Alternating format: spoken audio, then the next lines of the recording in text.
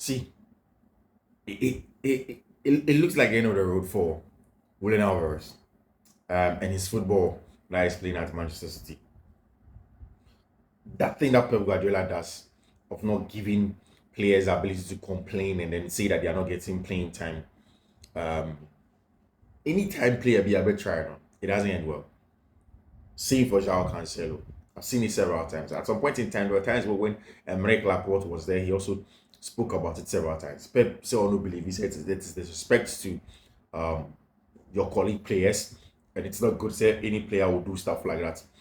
For me, it's a little bit funny for Pep to be saying stuff like that because players have every right to say that they don't think they're getting enough game playing time.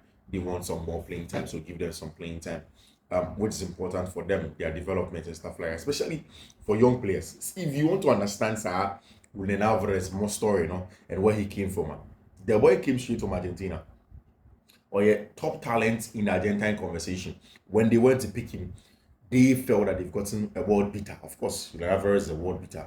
If you look at his numbers since he came to Manchester United, Manchester City, sorry, you can really tell that he's a top player, and everything seems to be going off well for him until recently, where last season Erling Haaland abide, and he's a different profile, different striker than Erling Haaland. Haaland is the hold-up striker, is a physical specimen. Again, people view Erling Haaland just in the context of goal scoring, but it's more than that. Last season, most of the teams that wanted to go toe to toe with Pep were pressing them man for man, aggressive man for man press.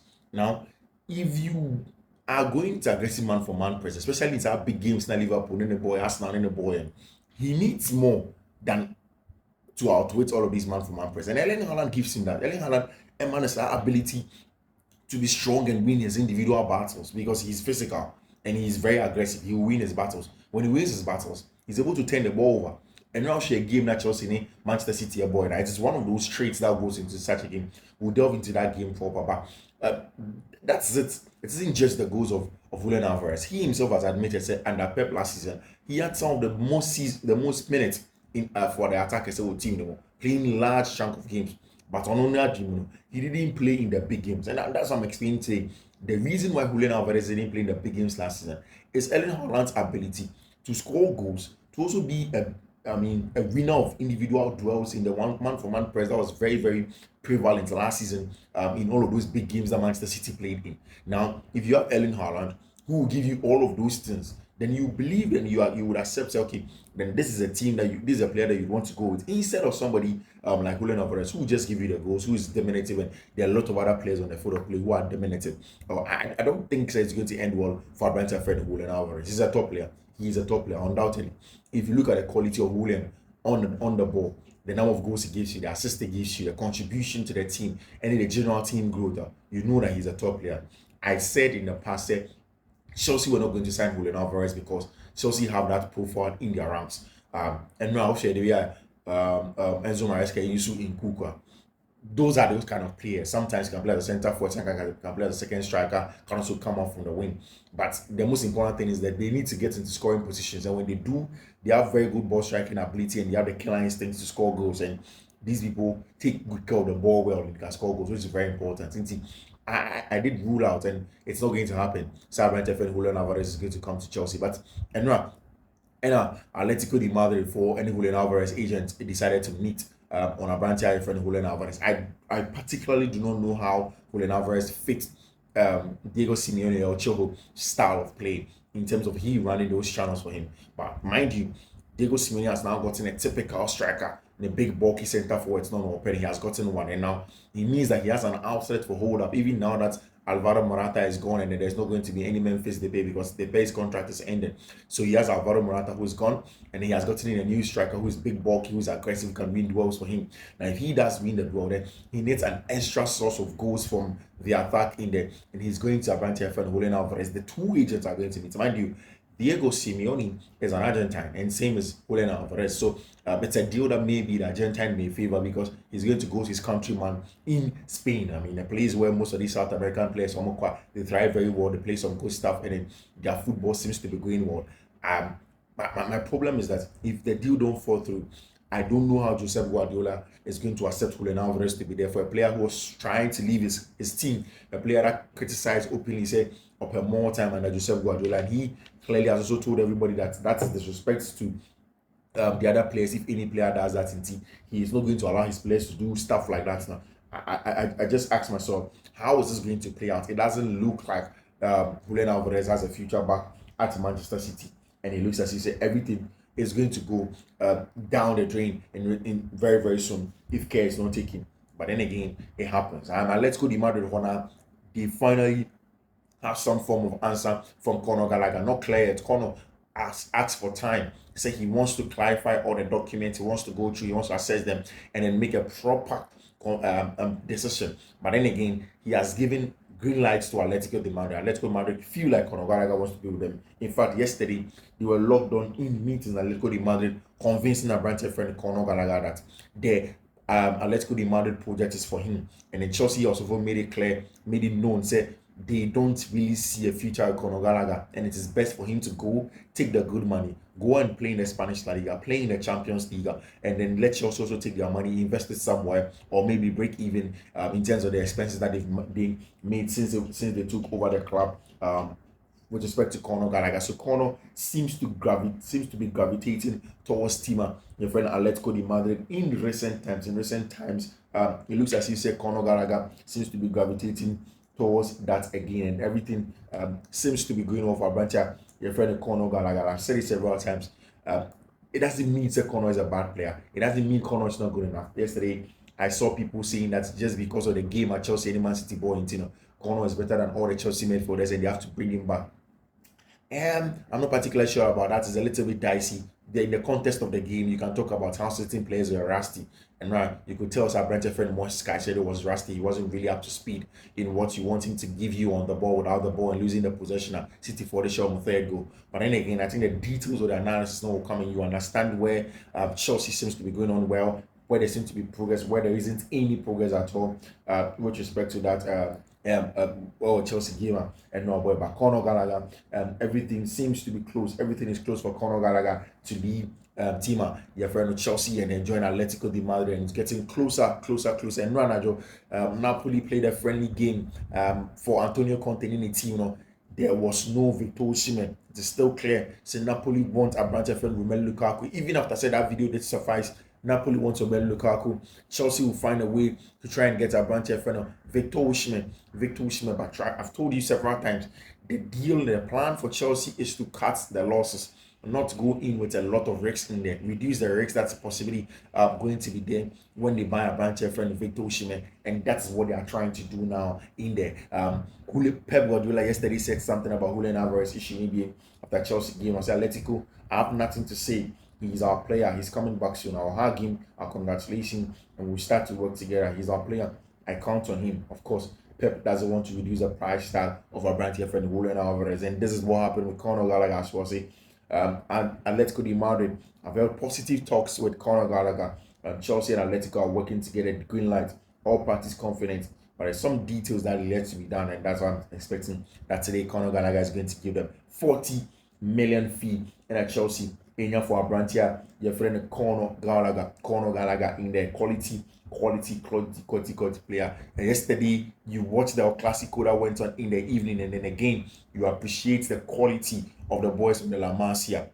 As if they came in on Sisania Bebre, it is about they playing in between the lines, it's about they playing short, it's about they being confident, although they are young players in a system that fits them. And then against Real Madrid, the likes of Paul Torres, Paul Victor, Marc Casado, Bereno, all of these top young La Masia boys were very confident on the ball. And again, this is the absence of Gavi and Pedri, Frankie de Jong, all of these important players from team friend FC Barcelona. But yesterday, you could tell that they are confident to play some good stuff. And Nancy Flick said something about Brentford friend Paul Victor.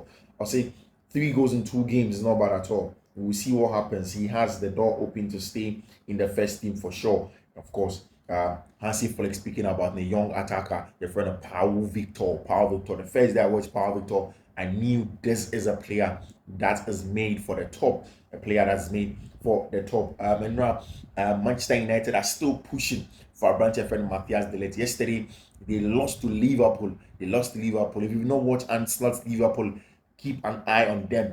keep an eye on and slot Liverpool team. They seem to be doing not too different things from what Jurgen Klopp did. I don't think Ancelotti has done anything really different, anything drastically different. It's the same club principles. It's about the same direct play. It's about the same channel runs. It's about the same combination play quickly, and then you play through the channels. You play quickly forward, and then you make sure that you hit your opponents. Then you press without the ball. That is the general idea of Ancelotti at Liverpool. And yesterday, he was in good form. In fact, the games before against Arsenal suffocated Arsenal very well. Won the ball back. They were aggressive, played forward, in between the lines, controlled the game. And then Liverpool seems to not be far off from what they are getting. And Ancelotti is the guy in there doing some excellent stuff. In the Manchester United, on the other hand, Epe, the centre back, and then the full back that they want, Nazrari, and then of course Matthias De Ligt. Yesterday, Max Ebel, part of the sporting directorship team of FC Bayern Munich, did confirm, said they are in talks with Tima, the friend of Manchester United, for these two players. And this is what Max Ebel said.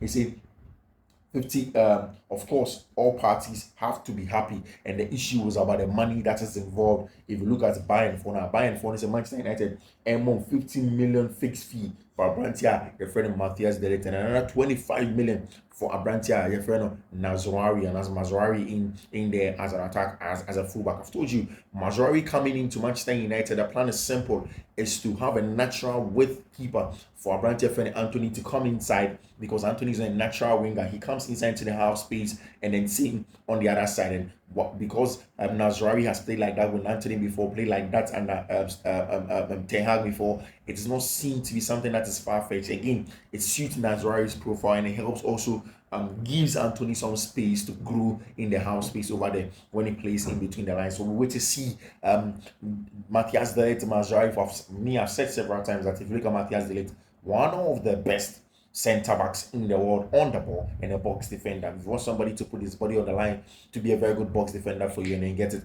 Another one that helps is that he drops into that Manchester United team. He plays next to Leandro Martinez, and mind you, these guys come from the Ajax Amsterdam conveyor belt. They understand how Ajax principles are, and if that's what Erik Ten Hag wants to do, then it means that he has something good on his hand. Of course, if you watch Erik Ten Hag's last few games, there isn't the clarity of how he wants to build up. There isn't the clarity of how he wants to press. But it's just preseason, like I keep on saying. Wait to see how Erik Ten Hag betters that Manchester United team, because they need to do so now with the sporting directorship, now with the structures that are in there. There is a need for Erik Ten Hag and his team to go go in leaps and bounds and make sure that they compete. Because next season, if things don't go well, definitely the team isn't going to have it. Of course, Xavi Simon finally did not go to Barcelona. He didn't go to Atletico de Madrid. Paris Saint-Germain are giving him out on loan again to RB Leipzig. RB Leipzig are going to keep Xavi Simon again on loan. Mind you, on that RB Leipzig roster, there is also still a branch of Dani Olmo still on the RB Leipzig roster, waiting for Barcelona. Yesterday, if you look at how good Barca played, you actually saw the need for Nico Williams. They do, because Nico Williams is top quality, very, very good player on and off the ball. So Dani Olmo is also going to be there, wait for Barca. If Barca don't get that Nico Williams deal done, definitely they are looking at Abrantia, if any Dani Olmo, to come in and then do the job for them or FC Barcelona. That's a good player in that regard. Yesterday again, the Saudi Pro League boys came against Barcelona, asking about one boy called Victor Roque.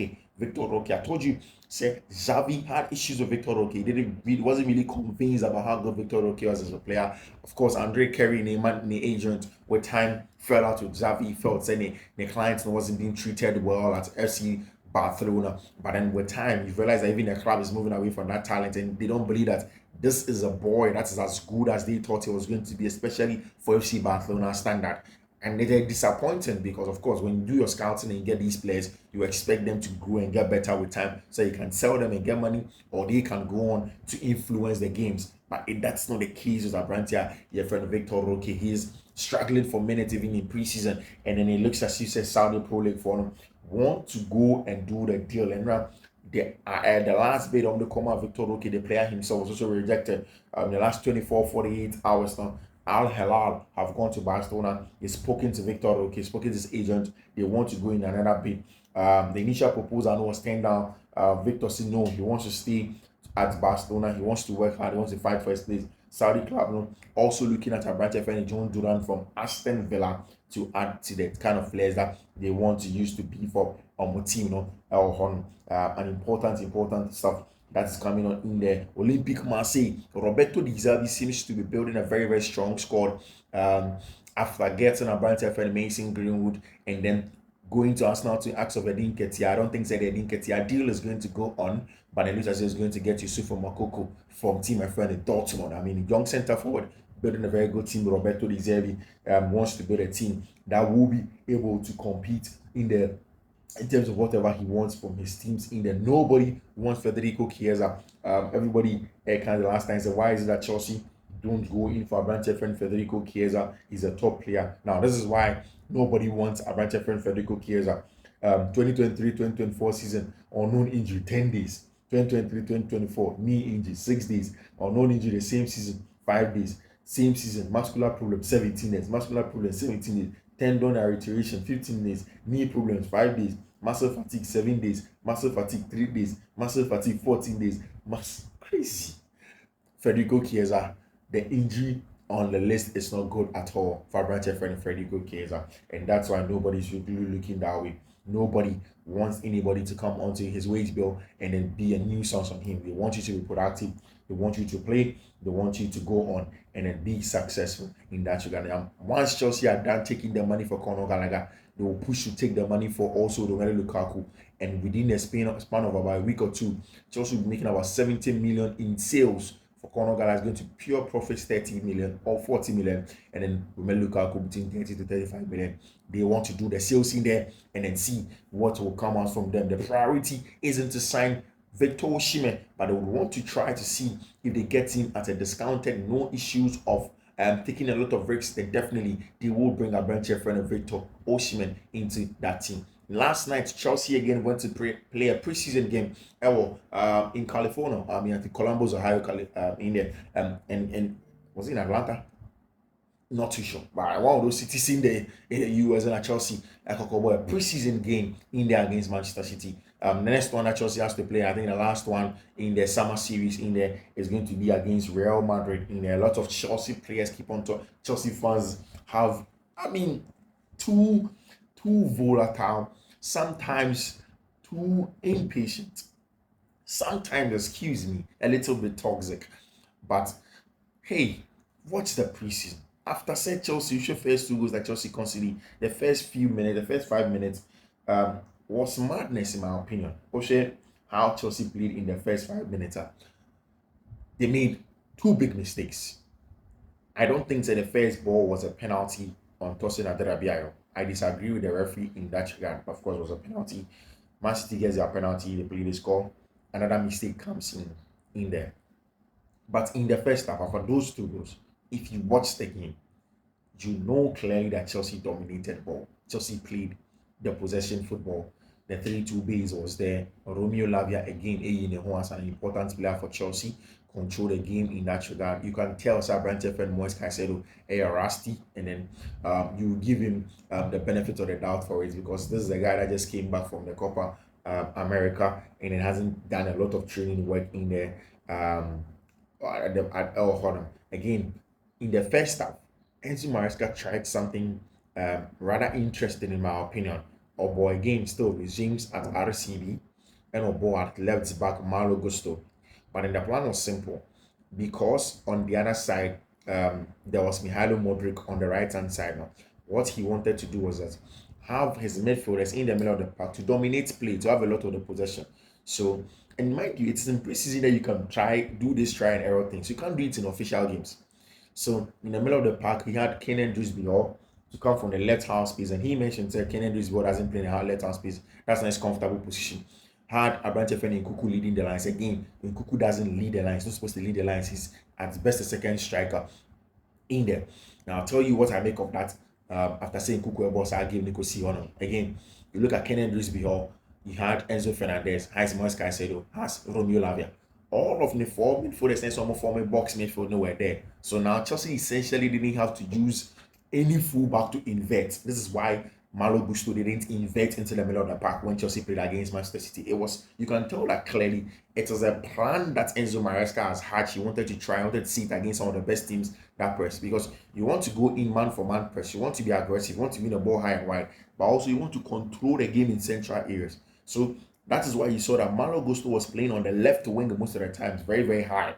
And then you have the four midfielders. The base was Romeo Lavia and the Moise Caicedo at the base. Then you had Kenan Drisbihor, Enzo Fernandez as attacking eight, forming that box midfield, midfield at the top. And then, of course, the three up top now becomes Malo Gusto, Nkoku, and then Modric to keep the weight for him. Now, Chelsea really didn't have that 1v1 threat, because Malo Gusto would rather drop deep, but doesn't do the left wing. I mean, he gave it a weight, but they're not as good as you get from Noni Madueke, you get for Raheem Sterling in those 1v1 threats. And in this system for Enzo Maresca, 1v1 wingers are so important, because almost every time you isolate your wingers 1v1 and you push the opponent fullback with his back to goal, you want to force them back. When you are doing that, you need your wingers to be direct, to pacey, and to be trickery, and then to head the opponent in there for you. And that's what Chelsea were trying to do. After that two goals, those first half, the first 2 minutes, the errors that came, the two errors that were very sloppy, Chelsea essentially controlled the game.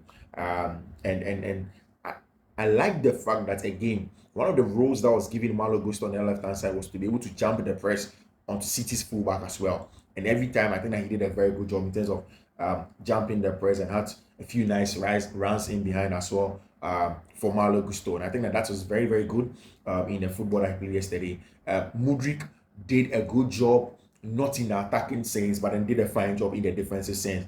One of the things that's important for Chelsea's right winger going into next season is that person would have to do a lot of job dropping deeper to come and form them five flats at the back to get a 5-3-2 without the ball. So you do that defensive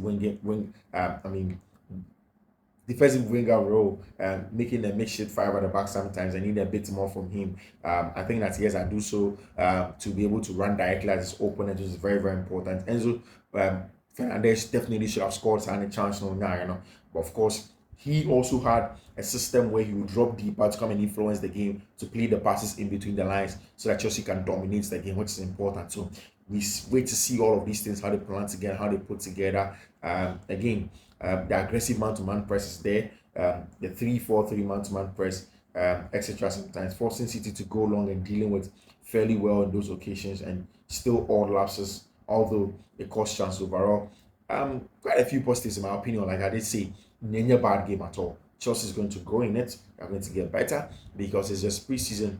They should be able to get better. Of course, after I want to see better improvements against Real Madrid, and then the final game at home against, I think, International Milan, before Chelsea plays the big one against Manchester City. But then again, all in all, you can see what Enzo Maresca wants to do on the ball, without the ball, in the channels, what he wants to do, every other thing that he wants to do. You can see that these are clear signs, these things are clear in there, and then everything's going to go on well. Of course, Nicolas Jackson should play his first game in preseason against Real Madrid, if all goes well, because he has fully recovered now from Sir ankle injury, like I said, Conor Gallagher, in the final answer is going to come from to Atletico Madrid in the next few hours in there.